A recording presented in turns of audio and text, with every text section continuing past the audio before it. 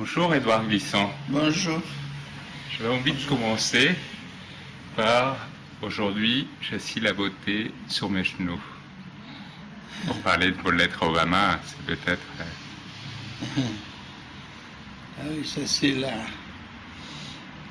citation qui est. Quand on parle de beauté, c'est la citation qui vient en premier à la tête. Mais en ce qui concerne le petit ouvrage l'adresse que nous avons faite à Barack Obama, il y a une différence parce qu'il s'agit de la beauté du monde. Voilà, on ne rentre pas dans une session en enfer. Oui, non. On rentre plutôt en relation. Voilà. Et je pense que la beauté du monde, malgré les catastrophes, les massacres, les holocaustes, les famines, les épidémies, les transferts de population, les immigrations sauvages, les émeutes de la faim, et malgré l'exploitation des ressources de cette terre par un petit nombre de gens, il y a une beauté du monde qui est dans la relation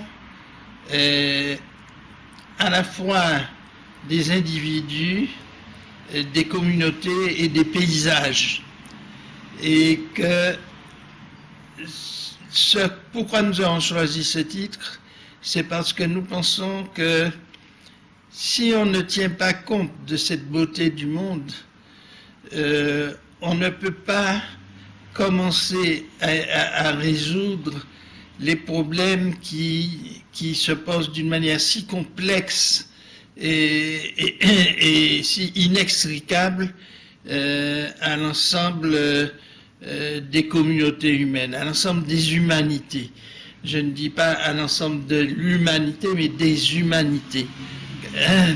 Il faut considérer que cette beauté, elle est faite de diversité et de multiplicité.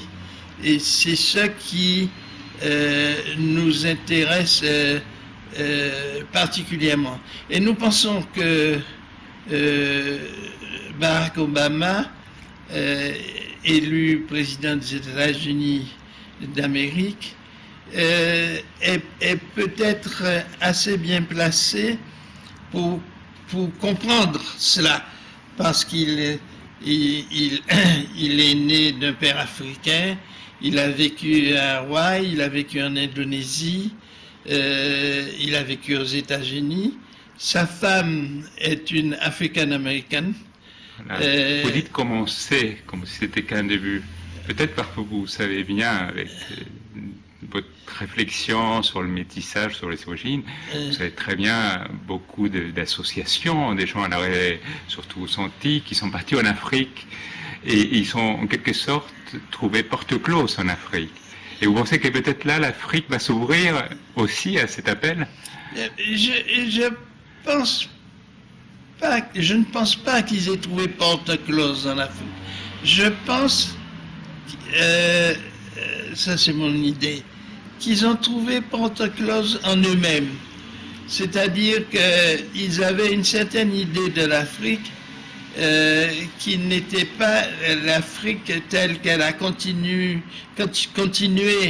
à vivre, à souffrir et à évoluer depuis que nous, les Antillais, les Américains, les habitants des Amériques, nous avons quitté l'Afrique il y a 2 ou 3 siècles. L'Afrique a continué à évoluer. Et peut-être que nous ne sommes pas très bien informés, outillés pour comprendre cette évolution de l'Afrique, pour comprendre les souffrances de l'Afrique et comment elle se place maintenant dans disons, dans le damier mondial des relations entre communautés. Et je pense que peut-être que Barack Obama aura un peu une intuition de cela, mais ce n'est pas sûr. Sa grand-mère, on en parle beaucoup de la grand-mère. La grand-mère africaine.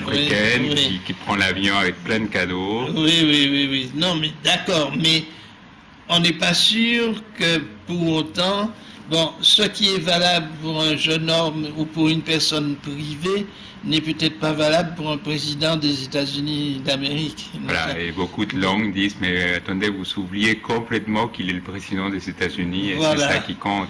Et il est le président des États-Unis et il sera sûrement contraint par sa fonction, je le pense. Mais je pense aussi qu'il aura des possibilités d'innover sur les côtés, en s'échappant sur les côtés, qu'il aura des possibilités d'innover en matière de politique économique et en matière de politique étrangère, qu'il va peut-être trouver des voies nouvelles auxquelles on n'avait pas pensé jusqu'à présent, et que peut-être que ce qui lui permettra de trouver ces voies-là, c'est qu'il, lui aussi, de par ses origines et de par son histoire personnelle, aura été sensible à la beauté du monde dont nous parlons. Vous croyez dur comme fer à la poétique politique? Je crois que, pas dur comme fer, mais je crois absolument que toute grande politique aujourd'hui doit s'inspirer d'une poétique du monde, et que les fameux réalismes politiques ne marchent plus, ne fonctionnent plus, parce que la situation mondiale est devenue trop complexe et trop inextricable. On ne sait pas exactement où est le réalisme. Qu'est-ce qui est réaliste aujourd'hui, n'est-ce pas, pour résoudre nos problèmes? On ne le sait pas exactement. Et si on essaie de résoudre les problèmes en les rapportant à la généralité du monde, à ce que j'appelle la mondialité, c'est-à-dire non pas la mondialisation, qui est l'aspect négatif, mais la mondialité, qui est justement une poétique de la relation dans le monde, je crois qu'on a une chance de commencer à trouver des solutions. Puisque non seulement on va vous retrouver, vous allez bientôt rencontrer Barack Obama évidemment, mais en plus vous exposez tous vos objets, votre mondialisation personnelle actuellement à la Maison d'Amérique latine. D'ailleurs, vous êtes très malheureux parce que vous ne pouvez pas voir du maté, parce que votre maté qui vient d'Argentine se trouve actuellement en vitrine. Je ne sais pas si je vais voir Barack Obama. Il va recevoir votre livre, vous l'avez quand même envoyé. Tout à l'heure, vous avez fait une dédicace à Barack Obama, je l'ai vu. Oui, j'ai dédicacé le livre, mais je ne sais pas si vraiment recevoir. Et au fond, ça a très peu d'importance. Ce qui a d'importance, c'est l'enjeu qui se joue aujourd'hui du changement des relations dans la politique mondiale. Voilà. En plus, parallèlement, peut-être pour finir et faire un lien avec une actualité française, pas francophone, la création pratiquement en face des Chevaux, il paraît, du musée de l'histoire de France. Bien, je n'ai pas beaucoup de renseignements là-dessus, mais vous savez, les pays occidentaux et la France en particulier ont ceci d'avantageux par rapport aux autres pays du monde, que tous leurs musées sont une part de l'histoire de leur pays. Alors, un musée de l'histoire de France, c'est sûrement très beau, mais ça va s'alimenter de tout ce qui existe déjà et qui est considérable. Bon, Édouard Glissant, on ira voir votre musée personnel, qui vaut bien la peine.